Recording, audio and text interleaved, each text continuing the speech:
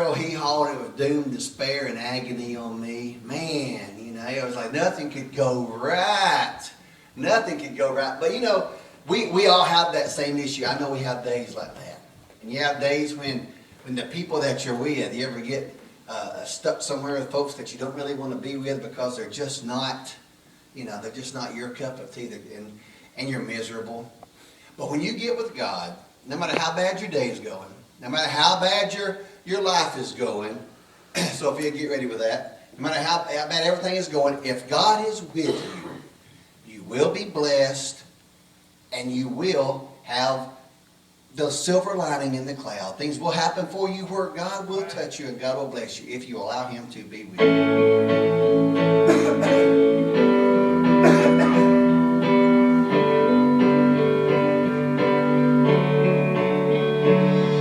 I long for your embrace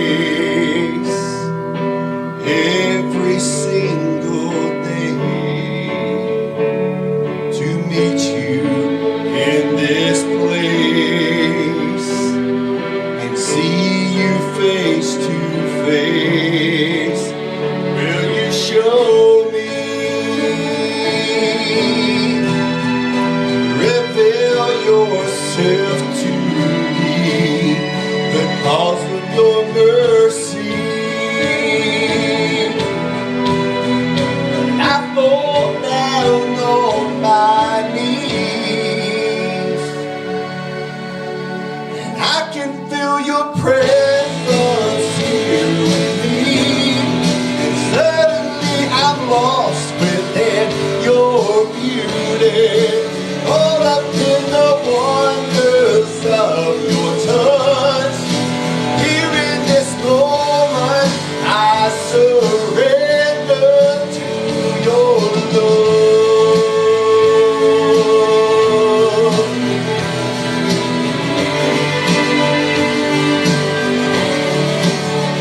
Oh, you're everywhere I go. I am not alone. You call me as your own, to know you and be known. You are holy, and I fall down on my knees, and I can feel your presence here with me, and suddenly I'm lost within your beauty, all up in the wonders of your touch. Here in this moment, I surrender to your love.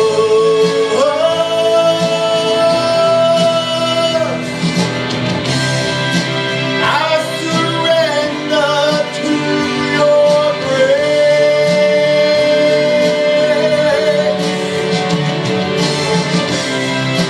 I surrender to the one who took my place, and I can feel your presence here with me, and suddenly I'm lost within your beauty, caught up in the wonders of your touch. Here in this moment, I surrender. I can feel your presence here with me, and suddenly I'm lost within your beauty, caught up in the wonders of your touch. Here in this moment, I surrender to your love.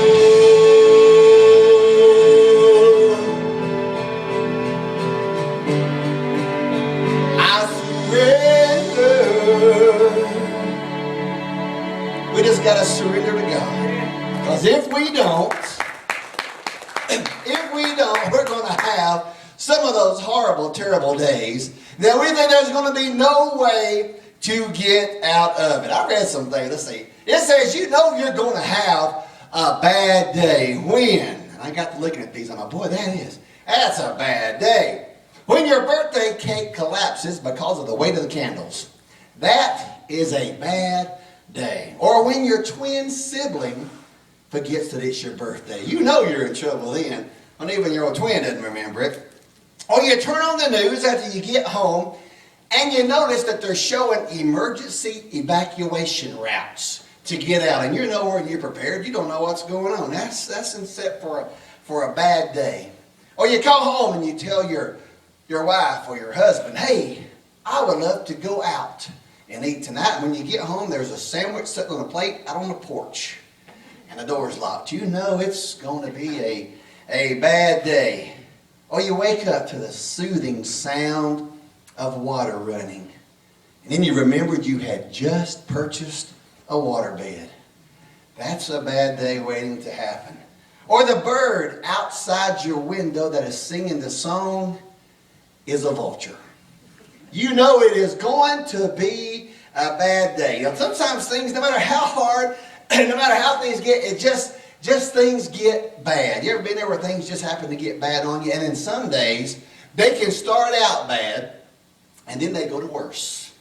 And it just seems to get worse and worse as the day goes on. You just want to close your eyes and say, maybe if it would just, I'll even go to bed early tonight. I just need to get this day over and get this day through so I can start again, and maybe, just maybe, tomorrow will be better. There's a man in the book of Genesis. Oh, actually, it was a little boy. He was the youngest of a family, youngest of 12, and he's sitting there, and at the time 11, he's the youngest of boys, and he is having himself a great day, so he thought.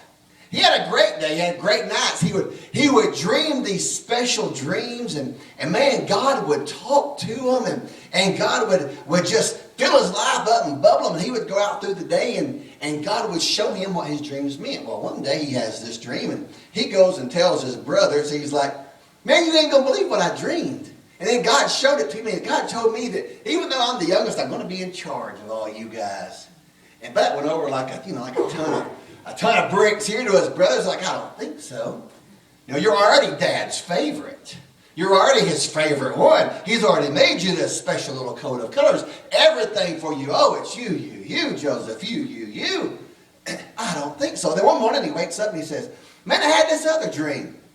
Even Mom and Dad's they're going to be bowed down to me. And all y'all still going to be my servants. And they're just like, oh, that's it. I've had it, that's it. So one day the brothers were out. And Dad sends Joseph, hey, why don't you just go check on your brothers? And he goes out and they get to him, and oh, here comes that old dreamer. Look at him. Here he comes. Thought the day started out good. And it says, and as they saw him coming afar off, in Genesis 37 and 18, and before he ever came near unto them, they conspired against him to slay him. And they said one to another, behold, this dreamer cometh. Now therefore let us slay him, cast him into the pit. We'll say that some evil beast hath devoured him. And we shall see what will become of his dreams. And Reuben heard it, and he delivered him out of their hands and said, let us not kill him. And Reuben said to them, shed no blood, but cast him into the pit in the wilderness, and lay no hands upon him, that he might rid of their hands to deliver them from his father again. And Judah said to his brother, what profit it if we slay our brother and conceal his blood? Come, let us sell him to the Ishmaelites, and let us not our hands be upon him, for he is our brother and our flesh. And his brethren were content. Then there were passed by Midianites, merchantmen, and they drew and lifted up Joseph out of the pit, and sold Joseph to the Ishmaelites for 20 pieces of silver, and they brought Joseph into Egypt. And then in 37 it says, and the Midianites sold him into Egypt unto Potiphar, an officer of Pharaoh and captain of the guard. So here his brother goes out just to check on the family, just to make sure everybody's doing okay. Oh, day starts out good. Well, next thing you know, they're grabbing him up because they're tired of him and his dreams and what he's saying. And they chunk him in this pit, and they're like, let's just tell Dad something ate him. Let's just tell him a wild animal got him, and let's be rid of him. But one of the brothers had a little bit of heart, so his day wasn't totally bad. And he said, let's do this. Let's just sell him. Man, the day starts out good, gets bad, and then just keeps getting worse. So they put him in this pit. Finally, this crew comes by. They pull him out and they sell him. Next thing you know, he goes on further on down the road, and then they sell him. And he's thinking probably to himself, if I could just escape, if I could just get out of here, certainly my brothers will come back. They won't really let this happen to me. Certainly they will come back and get me back. This is just a joke. They're just trying to scare me. But no, it just goes from bad to worse. And now he's sold to somebody else. Now he's sold to one of Pharaoh's officers, an officer in the army, and now he's sold to him. Now he's probably thinking in his head, now what? How are my brothers going to even know where to find me? How are they going to know where to come and get me? It has got from bad to worse. His mind, he's probably thinking, man, how could it get any? It just couldn't get any worse. Well, time goes on. And Joseph Potiphar, his boss, likes him. He says, man, you're a good guy. Seem to be blessed. You work great for me. Tell you what we do. I'm just going to put you over everything in my household. You're over all this tent. You're over all my goods. You've got it made. You've been great. I see that we're blessed. I'm going to just give everything to you. You're in charge of all this. And it says in verse 7, it says, and it came to pass after those things that his master's wife cast her eyes upon Joseph, and she said, lie with me. But he refused and said to his master's wife, behold, my master wotteth not what is with me in the house, and he hath committed all that he hath to my hand. There is none greater in this house than I.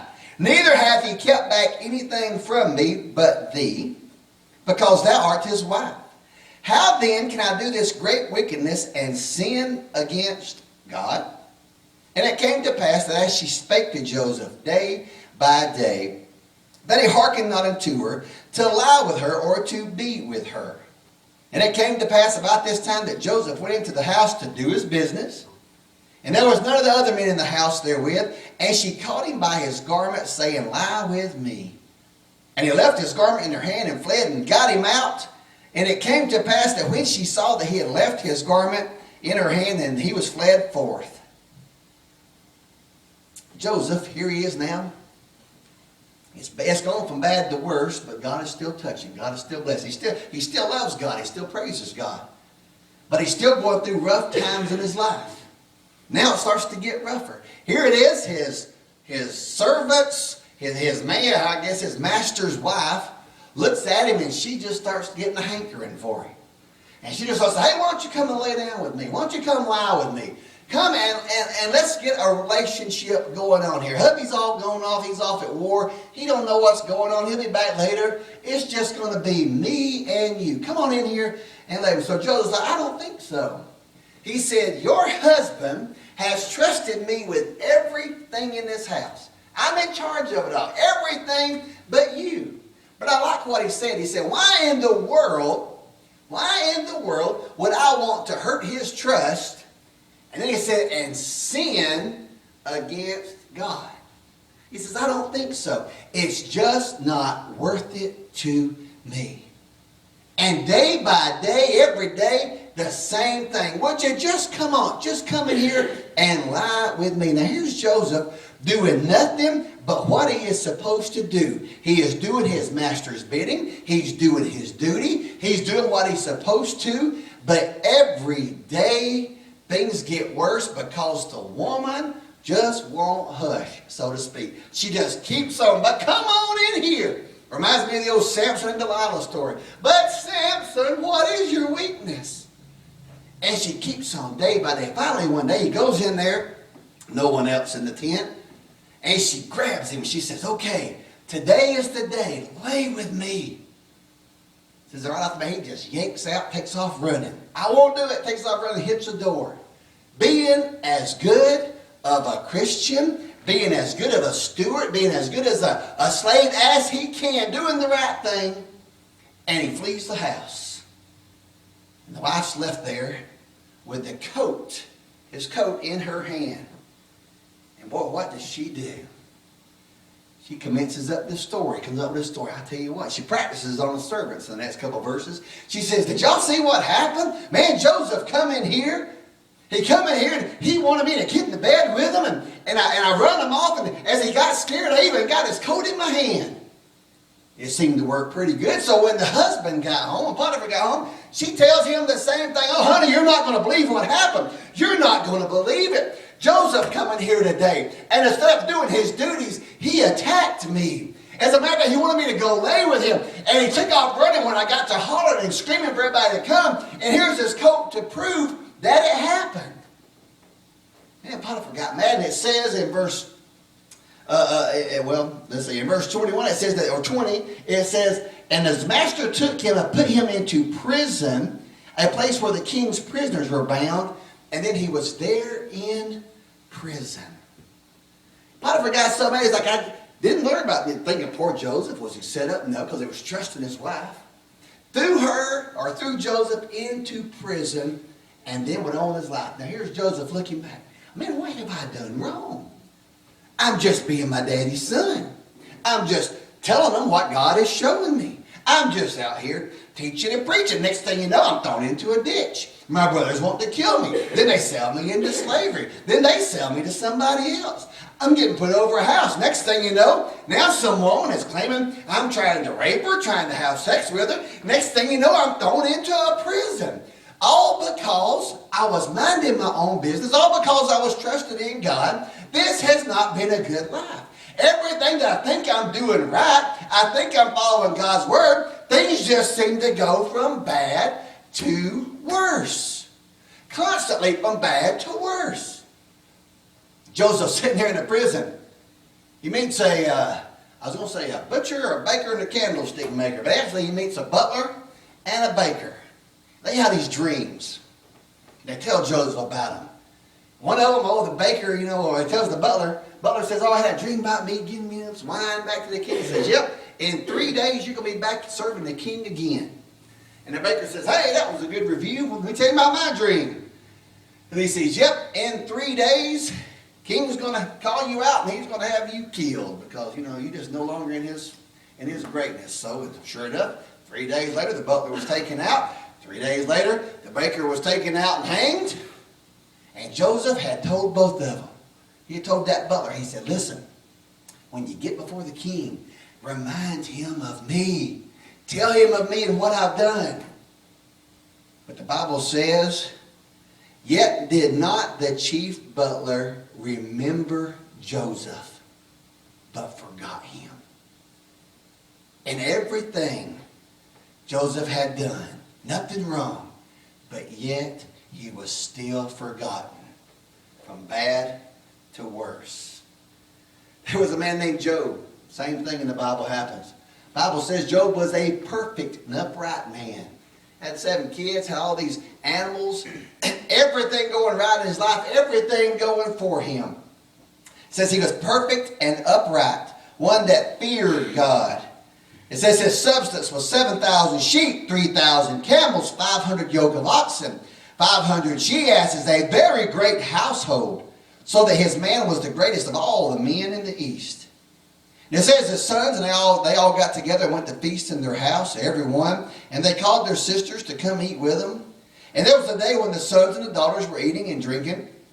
There came a messenger unto Job, saying, the oxen were plowing, and the asses were feeding beside them. And the Sabaeans fell upon them and took them away. Yet they have slain every servant with the edge of the sword, and I alone am escaped to come tell you. So here's Job. He's over here praying for his children because they're over here making merry and they're having a party. So he's already worried about that thing for the day going on. Got to make sure my children are staying right with God. I'm worried about them. I'm praying about them. And all of a sudden his servant comes up and says, listen, the Sabaeans just come. They've just taken all the oxes. They've just taken all the she-asses, and they fell upon every servant that was over there with us, and they've killed everybody. Man, Job just sits there and just starts looking, gets an old blank look. It says that while he was yet speaking, there came another.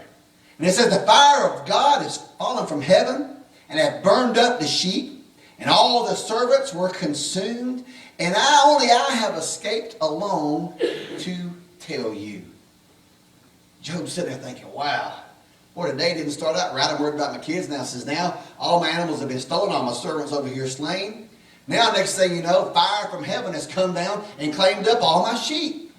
I'm supposed to be one of the biggest men in the East. I have been blessed. And now all my sheep are gone. And all those servants they're all consumed up to, except for one who come to tell me the story. And it says, and yet while they were speaking, can you just imagine the next guy running up? Just stop right there. Stop. That's far enough. I don't want to hear what you got to say. Things have gone from bad to worse. I don't know if there's such a word as worstest, but I don't want to go any further. Let's just stop right here. It says, there came another and said, thy sons and thy daughters were eating and drinking in the eldest brother's house. And behold, there came a great wind from the wilderness, and smote the four corners of the house, and it fell upon the young men, and they are dead. And only I am escaped along to tell thee. Man, that's a bad day getting worse. First off, Job, you just lost everything, all your belongings. You just lost all your animals. You just lost what makes you your money. You've lost your servants. All your servants have been now all gone except for the three that's been able to come back and tell you this great and glorious news. Now you've lost your family. From bad to worse. From worst to worstest. How much news can somebody bear? Let's go back and look. It just said that Job was a perfect and upright man, doing what God had told him to do, yet his day turned totally rotten. And it gets worse than that. Back off in the 80s, 90s or whatever, I think the Oak Ridge Boys had this song that was called Dig a Little Deeper in the Well. I don't know if y'all remember, but I think the second verse says, a good man needs a good woman. She's the rock that'll make him strong. And she'll be there to lean on when the whole world's done him wrong. Job's wife didn't know this song. I can tell you right now. Because Job's wife, this is what she did. So went Satan forth from the presence of the Lord, smote Job with sores and boils from the soles of his feet and to his crown. And he took him a potsherd to scrape himself. And he sat down among the ashes, and he said unto his wife, dost thou still retain thy integrity? Just curse God and die. Just curse God and die. It has gone from bad to worse. Will you not please just give up on this God of yours? Will you not please just kick it to the side? Just curse him and die. Be done. We've lost everything. We've lost our kids. We've lost all of our belongings. We've lost everything. And now look at you. You're so ate up with sores and boils. You're having to scrape yourself. You are a disgrace. Just curse God and die. Things just went from bad to worse. Reminded me of this story. Two cowboys out doing their job. Doing what they're supposed to do. They're out fixing the old fence, minding their own business, doing what they're supposed to do. Next thing you know, a bull turns. Starts chasing right after one of the cowboys. The little cowboy just takes off running. Don't know what else to do. Takes off running and sees this big old pit. He just jumps up, right down the pit he goes. The bull goes flying right by. As soon as the bull goes by, the cowboy comes climbing back out just to scream him. The bull hears him, turns around, comes right back by him, jumps back down the hole again. As soon as the bull goes by, he climbs up out of the hole, just a screaming and a hollering. Goes back down, here comes the bull again, hears him hollering, turns, jumps back down the hole. Finally, his little buddy over here just laughing. Like, what in the world is going on? What are you doing? He gets closer and closer, goes, why don't you just stay in the hole? The bull goes flying by, the man comes jumping out, he says, well, I would, but there's a bear down in the hole. Some days it just goes from bad to worse. And your friends, they don't get it either. They don't know what's going on. They laugh, they talk, they can't help you because they're not in your shoes. Sometimes you got to face these bad days to worse days all on your own. But you're not on your own. You're there with God if you want him to be. Now let's look at Paul. Paul was such a great person. Such a great Christian. He was one of our forefathers, one of our founding guys that we could stand upon. But Paul had a rough life. Everybody thinks, oh, Paul was just a Pharisee and he condemned Christians. He took them to... But then look what Paul had to go through. Let's know what this says. In 2 Corinthians, Paul tells us this. Of the Jews, 5 times received I 40 stripes save one. 5 times the Jews took Paul and beat him with 39 stripes upon his back. 5 times. That's a bad day, folks. Then it says thrice, 3 times, I was beat with rods. Once I was stoned. Thrice I suffered a shipwreck. A night and a day have I been in the deep. In journeyings often in perils of water, in perils of robbers, in perils by mine own countrymen, in perils by the heathen, in perils in the city, in perils in the wilderness, in perils in the sea, in perils among the false brethren, in weariness and painfulness, and watching often, in hunger and thirst, in fasting, in coldness, in nakedness. He didn't even mention the fact that he got bit by a big old snake. That would have done it for me. I'd have dropped dead right there on the spot. It wouldn't have been from the poison. I just couldn't have took the snake bite. Man, Paul went through a lot. Paul went through so much. A bad day. Imagine that. Just hang on to the ship. I know we're in a hurricane, but just hang on. We're going to be okay. You know what Paul's reaction was when they asked him about, when Paul's talking about that? Yeah, I've gone through a lot. My days have gone from bad to worse. But this is what Paul says in 2 Corinthians 12 and 10. Therefore I take pleasure in infirmities, in reproaches, in necessities, in persecutions, in distresses, for Christ's sake. I take pleasure in my distresses. Anybody ever locked your keys in your car and you got to get somewhere quick? Oh yeah. And what do? Man, you get under so much stress. I got to get there. I can't get the keys out of the car. I know there's been several times that we've locked the keys in our car, and it's just like, how are you going to get out? What are you going to do? You got to break a window. You got to pay for a locksmith. Here goes $75, $80 right out the window. What are you going to do? There's no joy in that. There's no pleasure. Paul says, I take pleasure in my distress. You may got one of these phones or a pad that they dropped, cracked the screen, broke it, or whatever. Man, there's pleasure in my distress. Or thanks, Doc, for that great news of telling me I just got cancer. Or you have found cancer in my life. You have found something. Boy, I have pleasure in these distressing issues that are coming upon me. Such pleasure in all these bad things. Thank you. I have such pleasure that I've just totaled my car out, wrapped around a tree, and I'm waiting for the jaws of life to cut me out so that I can be drug out and hope that all my parts are there. And I'm going to be able to be taken to a hospital, and hopefully saved. Oh, but there is pleasure in distress. No. How in the world what did Paul mean? How could there be pleasure in distress? Let's read that again. Therefore I take pleasures in my infirmities, in my distress, in reproaches, in necessities, in persecution, and distress for Christ's sake. For when I am weak, Paul says, then am I strong. When I'm weak, then I'm strong. Well, that doesn't make any sense. I thought it was when I'm weak, then God is strong. No, when I'm weak, then I am strong. Why is that? Why can we be strong or weak? Because then we come to realize I'm not in control anymore. I can't control this situation. I thought I could control the day. Well, it's proved me wrong. It's gone from bad to worse.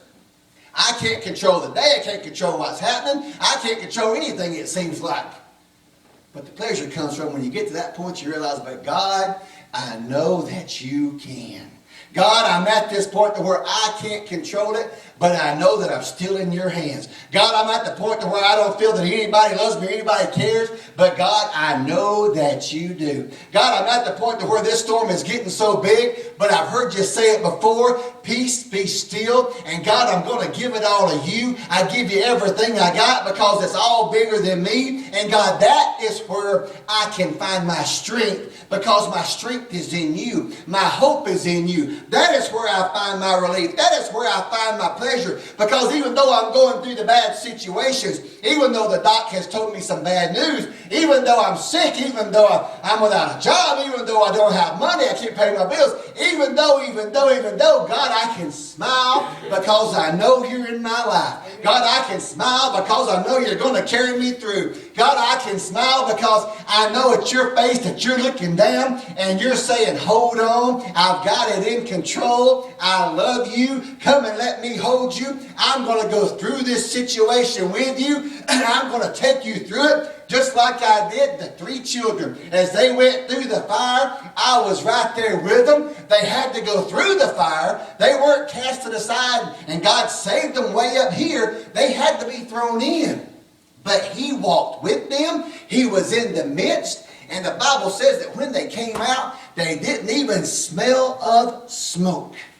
Because God was with them. When they were weak, then they were strong because they looked up and they realized just who was with them. They looked up and they knew that they could take pleasure knowing that they were suffering for God's kingdom. Let's go back and look.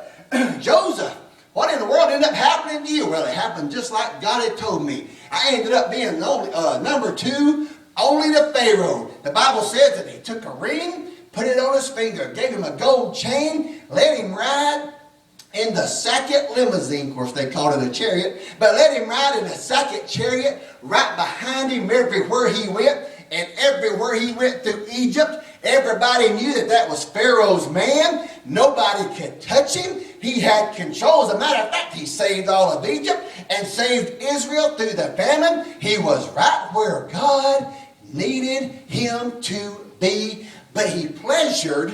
He didn't worry about the circumstances, the bad to worse, because he pleasured knowing that he was trusting in God. How about old Job? The Bible says that Job went on. As a matter of fact, he was blessed. He got all the stuff back, time 2. If he had 7,000, it was now 14,000. 3,000 went to 6. And it says that he got 7 more sons and his 3 more daughters. They become the most beautiful women in all the land. And of course, everybody wanted them. He had this rich dowry to give to them. All the neighbors come and gave him gold. They gave him gifts. Why? Because he held on through the bad times and he let God bless him. Didn't worry about the bad times. Didn't worry about the bad to worse. He trusted in God. What about Paul? Paul tells us, as it is written, for we are killed all the day long, and we are counted as sheep for the slaughter. But I like this part. But in all things we are more than conquerors through him that loved us. Then Peter tells us this. But we are a chosen generation, a royal priesthood, a holy nation, a peculiar people, that you should show forth the praises of him who hath called you out of the darkness and into his marvelous light. We might go through bad things. But you know what? If we'll stay true to God, even if a battery goes out, it won't matter. Even whatever happens in our life, whatever comes our way in life, it won't matter if we stay true to God. We're going to go through bad times. Anybody ever known somebody that didn't go through a bad time? Guess what? People say, look at Paul. Paul had it made. Paul had it made until he got saved and got turned over to God. Boy, next thing you know, everything starts happening to him. Job, perfect man, perfect and upright before God. Then all of a sudden, things start happening to him. Joseph, doing what God called him to do, and things started happening. We're going to go through things in life. It's not the fact that you're not going to. Even those in this world who seem like they've got it all together, even those who might own multiple airlines and be famous and rich and, be billionaires or whatever, they go through things in life. They're not just all blessings. They're not just all, it's just not all, how shall we say, sunshine and roses. Everybody goes through things in life. Welcome to planet Earth. But when you choose to be on God's side, when you choose to say, God, I want to work for you, well, guess what? You just made somebody really, really, really mad. You just made Satan really mad. And that's where he's going to really focus and put his attack upon you. But that's where you can just smile and say, that's okay, because I've got God with me. Amen. I've got God with me. I might have to go through this rough spot. I might have to go through these rough times, but it doesn't matter. I can pleasure in these infirmities. You know what? We can be just like Job. You know what? I know why I'm going through it. I know why things are happening. Because I'm a child of God. Those that die out in the world, those that die, there used to be no thing, what was it? Something about the difference in men and boys is the price of their toys. And the man who dies with the most toys wins, or something like that, you know. It ain't the most toys that's going to make you a winner. It's how you've lived your life here. It's how you've given your heart and life to God here that's going to show up who the winner is.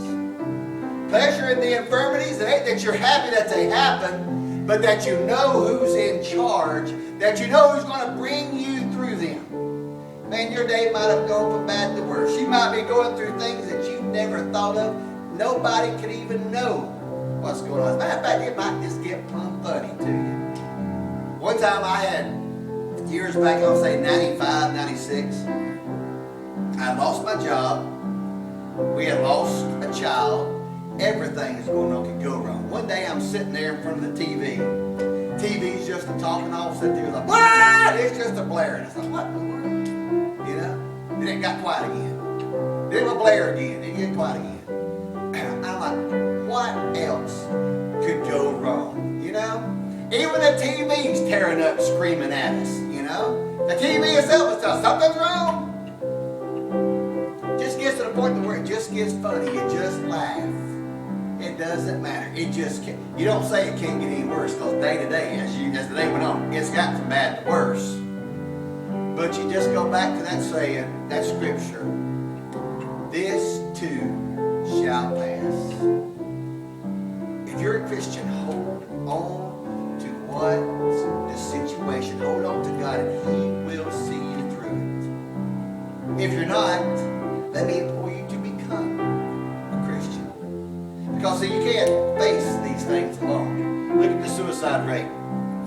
Look at the sadness, the wars in this world. Why? Because people don't have God. Plain and simple. They don't understand that fullness. They don't understand that joy and that strength. Nehemiah said, the joy of the Lord is my strength. You know, you can smile. You can smile when the bad times come if you've got God. He's going to see you through it. From bad to worse. But here's the good part. The sun is going to come out again. It's going to shine upon you. One day, it will all be made right. One day, no matter what we have to go through on this earth, as long as we go through with God, one day we're going to stand before Him, and we're going to hear these great words. Enter in, my good and faithful servant. You've been faithful over a few things. I'm going to make you ruler over many. Come on in. In my Father's house are many mansions. I got a place set up just for you. Remember how you had it rough? You don't worry about that no more. Remember how you had the sickness? You don't have to worry about that no more. Because you have taken pleasure. You realized who I am, and you trusted in me. Trust in God, and He will see you through. Stand to your feet.